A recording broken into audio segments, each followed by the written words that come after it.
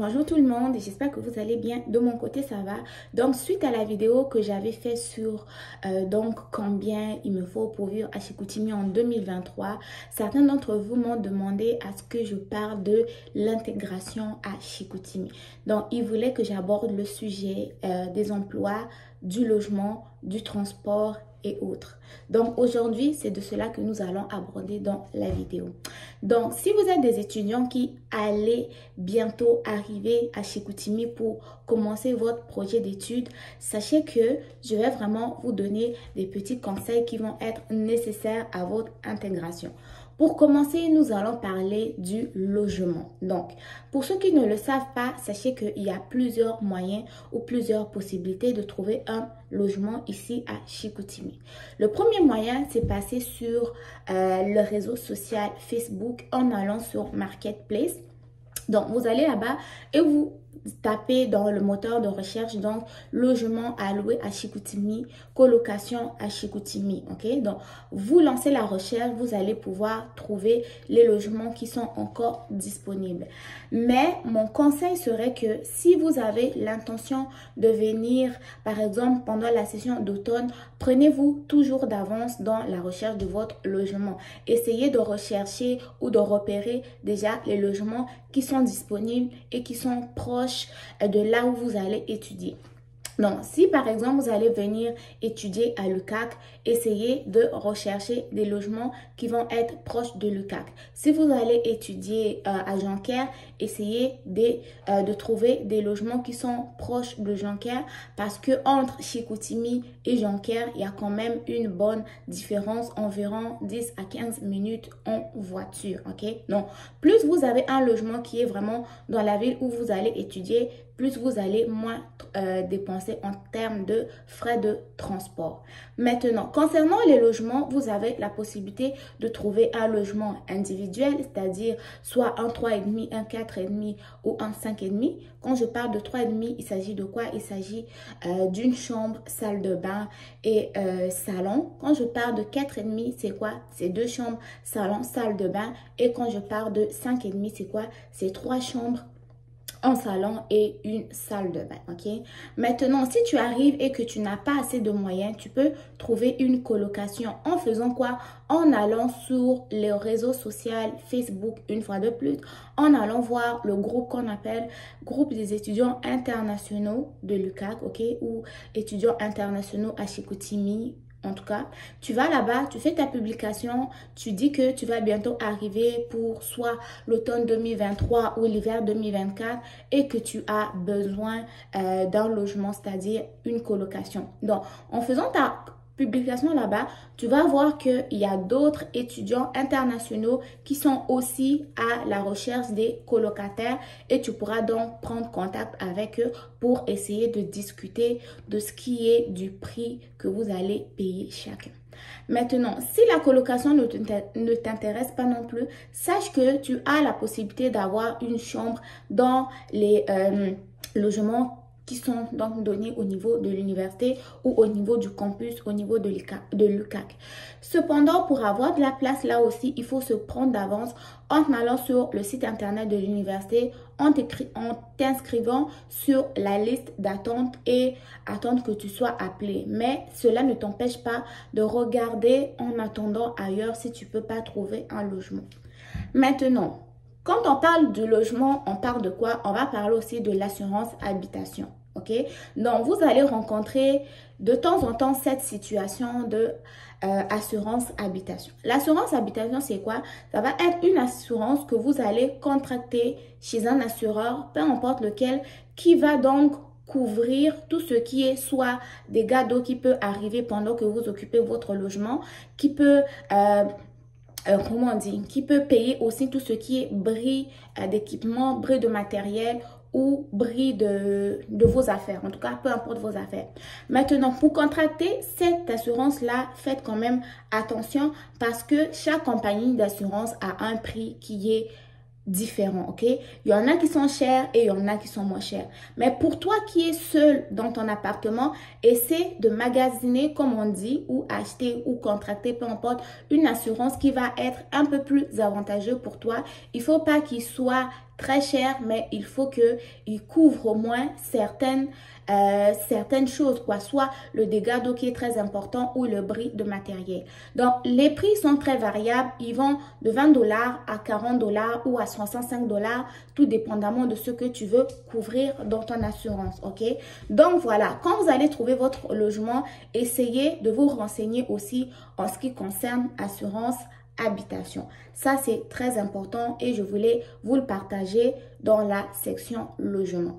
Bon, une fois la section logement, on va parler du transport. Transport de votre logement jusqu'à votre lieu d'études. Le transport, sachez qu'il n'y a pas beaucoup de transports en commun ici à Chicoutimi. Il y a juste une seule compagnie de bus et une seule compagnie de taxi.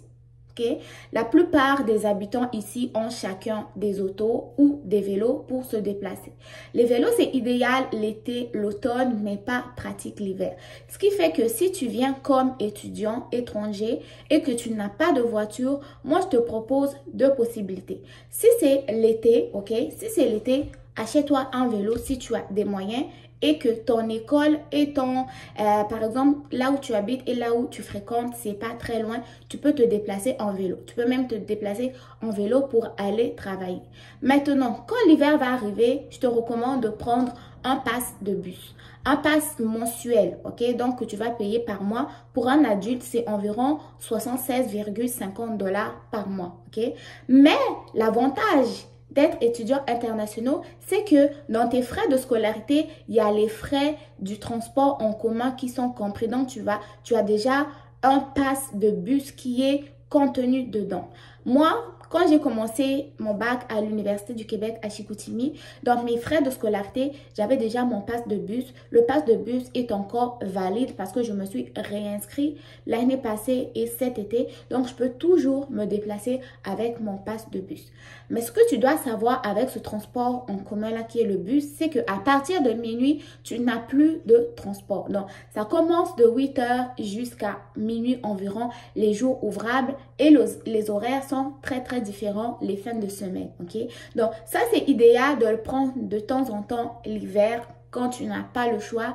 Mais sache que s'il faut que tu travailles et que tu finisses à minuit, à ce moment-là, tu n'auras pas le choix de prendre le deuxième moyen qui existe ici, qui est la seule compagnie de taxi. Et cela, des fois, là... Non, il faut que je prenne une pause. Des fois... Avec ce transport en commun, là, tu peux attendre 2 h, voire 1 h 30 lorsqu'il y a une forte achalandage.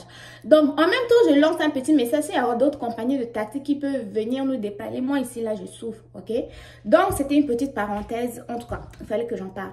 Donc, si vous habitez loin de votre école et que vous êtes resté jusqu'à minuit, je sais pas, n'importe quelle heure, pour travailler, bosser, sachez qu'à partir de minuit, là, il n'y a plus de bus. Il faut prendre le taxi pour rentrer à la maison.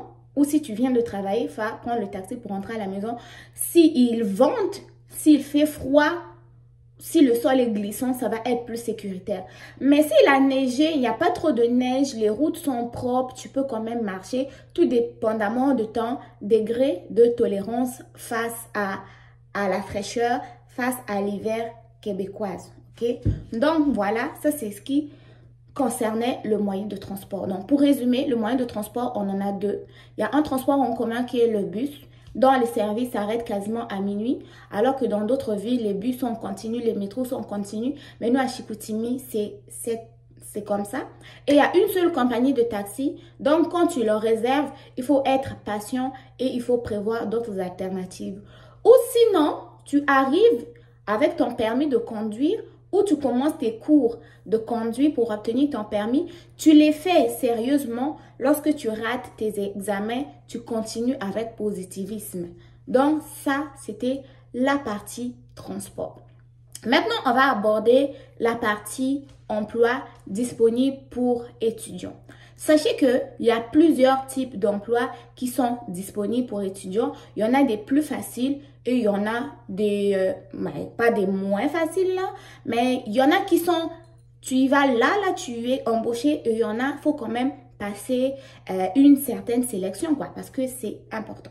Donc, parmi les types d'emplois que tu vas avoir de la facilité à trouver, il y a des emplois dans le service à la clientèle. Par exemple, au niveau des restaurants, okay? Tu peux travailler à la réception, tu peux travailler comme serveuse dans un restaurant ou dans un bar, tu peux travailler comme commis d'épicerie, commis de magasin, tu peux travailler aussi dans les restaurants fast-food, par exemple, dans les McDonald's, dans les Tim Hortons, tu peux travailler même dans, comme caissière dans des magasins comme Costco, IGA et autres, ok? Puis je rencontre quand même pas mal d'étudiants étrangers qui me reconnaissent. Je leur dis salut d'ailleurs dans ces différentes entreprises-là. Donc, ce que tu vas faire pour pouvoir y travailler, dès que tu arrives, tu vas simplement déposer ton CV et sache qu'ils recrutent tellement d'étudiants étrangers que tu n'auras pas de difficulté à trouver une offre d'emploi. Mais une autre alternative à ces emplois-là, il y a aussi la possibilité d'aller travailler à l'hôpital ou travailler en santé et services sociaux. C'est possible. Il y a des emplois d'aide préposée, il y a des emplois dans l'entretien ménager et il y a d'autres types d'emplois qui pourraient te correspondre. Donc, cela veut dire quoi? Cela veut dire que en étant étudiant étranger, tu n'es pas seulement obligé de travailler en restauration, service à la clientèle ou en étant commis ou caissière, ok? Il y a d'autres possibilités que tu pourras explorer ici. Donc, en gros, il y a vraiment des emplois disponibles pour les étudiants étrangers ou les étudiants en général, ok? Maintenant, là, on a terminé une fois de plus la partie emploi. On va parler de la partie intégration en général. La partie intégration en général est quand même assez, facile dans le sens où désormais, il y a de plus en plus d'étudiants étrangers qui viennent en région, notamment à Chicoutimi, ce qui fait que vous n'allez pas vous sentir seul, dans le sens où vous allez rencontrer d'autres étudiants d'origine africaine, d'origine, je sais pas, latine, européenne et tout, à l'université. Donc, si vous êtes quelqu'un d'assez ouvert et sociable, vous allez voir que vous n'aurez pas de la difficulté à vous faire des amis. Et même dans les différentes entreprises où vous allez aller travailler comme étudiant, vous n'allez sûrement pas vous retrouver seul comme étudiant étranger, ok? Et de plus en plus, je remarque qu'il y a quand même une ouverture de la population face aux personnes d'autres cultures, parce que avant, même pas seulement à Chicoutimi, mais avant, dans d'autres régions là, c'était pas comme ça, ok? Tu arrivais, tu commences à travailler, on te demande tu viens de où, tu faisais quoi, donc il fallait que tu expliques un peu l'historique, mais on dirait que ces questions-là ont tendance quand même à diminuer dans le sens où ils apprennent un peu sous tes cultures à force de trop demander. Donc, ils savent que il y a des nationalités, il y a de telles nationalités qui sont ici, de telles nationalités qui sont ici. Et des fois, à force trop de demander aux gens en regardant leurs réactions, ils vont quand même aller s'éduquer avant de pouvoir toujours poser les mêmes questions, ok? C'est pas un problème, c'est beau d'avoir de la curiosité, mais sauf que des fois, ça peut être tannant, comme on dit. Des fois, oui, ça te fait plaisir de répondre, mais à un moment donné, c'est bon, là, je suis étudiant, je viens d'ici. Ok, donc voilà. Donc, l'intégration, ça va bien. Quand tu es ouvert, extraverti, ça va. Sache que tu vas rencontrer d'autres étudiants, que ce soit à l'université, dans les cégeps aussi. Moi, pendant mes stages à l'hôpital, j'ai rencontré des étudiants de couleur noire comme moi dans différents départements. Moi, ça me fait sourire à chaque fois parce que j'aime ça. J'aime le fait que nous, les personnes d'autres cultures, nous intégrons de plus en plus dans le domaine de la santé des services sociaux. Et cela va permettre quoi? Cela va permettre quand même d'avoir des soignants de cultures différentes qui va permettre de comprendre les patients ou les résidents de cultures différentes qu'on peut avoir aussi, ok? Et cela va contribuer donc en même temps à briser certains stéréotypes que nous, les soignants, pouvons avoir sur des personnes d'autres cultures. Ok, donc voilà. Donc, il y a aussi des groupes sur les réseaux sociaux des internationaux de l'UQAD. Vous pouvez aller publier votre demande de sociabilité, si je peux dire cela, organiser des rencontres, organiser des parties, organiser des fêtes, tout cela pour réunir la communauté et en apprendre les uns sur les autres. Ok, donc voilà. En gros, c'est quand même assez facile de s'intégrer. C'est assez quand même facile de trouver un logement quand vous allez les chercher aux bonnes places.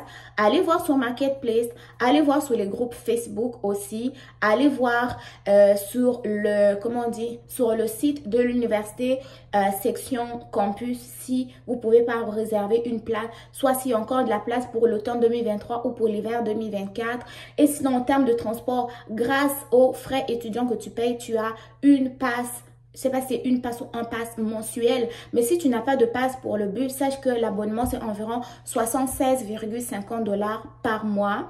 Et en dehors du bus, nous avons le taxi. Et en dehors du taxi, ben, on n'a rien.